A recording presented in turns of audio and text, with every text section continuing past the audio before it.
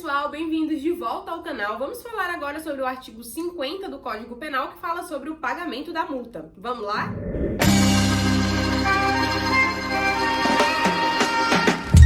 Dando continuidade aqui aos estudos sobre a questão da multa, da pena de multa, vamos falar agora sobre o artigo 50, que vai tratar sobre como vai funcionar o pagamento dessa multa, né? Então, bora lá. Artigo 50. A multa deve ser paga dentro de 10 dias depois de transitada em julgado a sentença, a requerimento do condenado e conforme as circunstâncias, o juiz pode permitir que o pagamento se realize em parcelas mensais. E aí nós temos o parágrafo 1º. A cobrança da multa pode efetuar-se mediante desconto no vencimento ou salário do condenado quando aplicada isoladamente, aplicada cumulativamente com penas restritivas de direitos ou concedida a suspensão condicional da pena em caso de penas privativas de liberdade. Parágrafo 2º. O desconto não deve incidir sobre os recursos indispensáveis ao sustento do condenado e de sua família.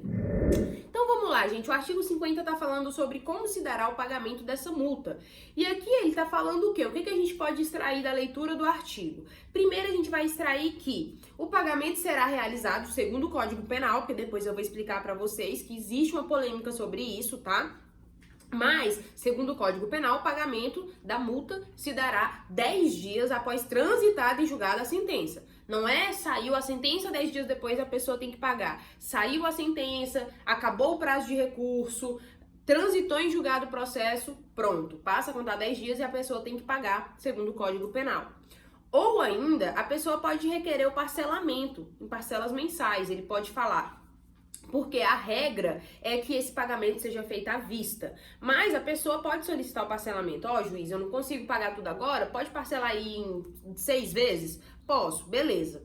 A outra opção que a gente tem, que aí já é o parágrafo 1º do artigo 50, é que ele tá falando que esse parcelamento ele pode ser feito, inclusive, mediante desconto no pagamento da pessoa, desconto direto no pagamento.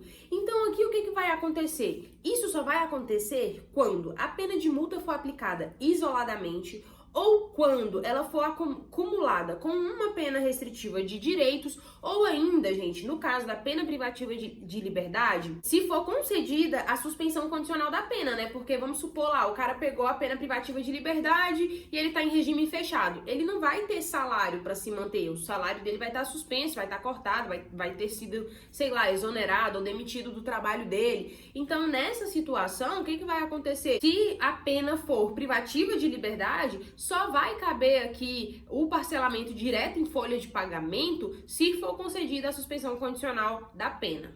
E ainda o parágrafo 2º vai falar pra gente que esse desconto ele não pode interferir ali nas despesas pessoais da pessoa, no sustento próprio da pessoa. Então tem que ser ali no patamar, ó, juiz, vai descontar direto de folha, mas não desconta tudo de uma vez não, desconta 10% esse mês que vem mais 10%, entendeu? Pra que fique equilibrado e a pessoa não perca o próprio sustento. Gente, quando a gente tá falando de pena de multa, a gente nunca vai poder coagir a pessoa, ameaçar a pessoa falando da prisão, tá? Na pena de multa não cabe converter a pena de multa em prisão privativa de liberdade, tá? Mas aqui o que pode ser feito é a pessoa não pagou, tá devendo, ela pode ter o cadastro no Serasa, então o nome dela vai ficar negativado e tudo mais para forçar o pagamento.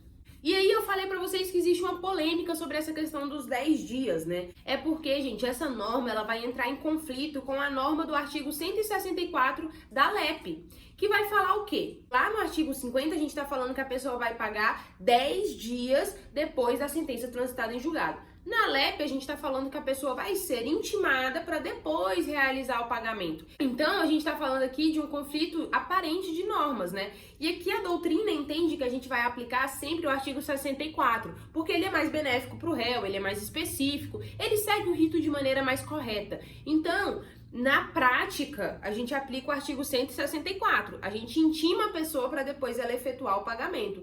E não acontece como lá no Código Penal, no artigo 50, onde ele fala que 10 dias após a sentença a pessoa tem que pagar, tá? Só que se cair na sua prova perguntando lá, de acordo com o Código Penal, aí você vai ter que falar que é 10 dias, entendeu? Após a sentença transitada em julgado.